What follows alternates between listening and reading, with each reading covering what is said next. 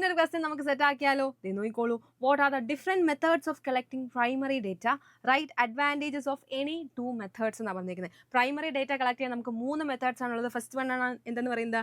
Personal interview. അതായത് ഒരു ഇന്റർവ്യൂവറും റെസ്പോണ്ടന്റും face to face interview നടത്തി റെസ്പോൺസ് കളക്ട് ചെയ്യുന്നതാണ് personal interview. And second one ആണ് എന്ത്?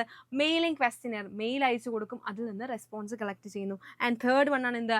Telephone interview. ഫോൺ വിളിച്ചിട്ട് നമ്മുടെ ഇന്റർവ്യൂവറും റെസ്പോണ്ടന്റും തമ്മിൽ ക്വസ്റ്റ്യൻസ് ഒക്കെ ചോദിച്ച് അതിൽ നിന്ന് റെസ്പോൺസ് കളക്ട് ചെയ്യുന്നു. ആൻഡ് നോക്കിയേ, right advantages of any 2 methods. നമുക്ക് ഫസ്റ്റ് നോക്കാം, ഏതാണ്? പേഴ്സണൽ ഇന്റർവ്യൂവിൻ്റെ നോക്കാം. എന്തൊക്കെയാണ്?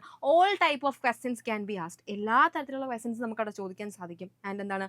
Higher response rate. കമ്പിളി പുതപ്പെന്ന് വിളിച്ചുകൊണ്ടിരിക്കാൻ പറ്റുമോ? ഇല്ല.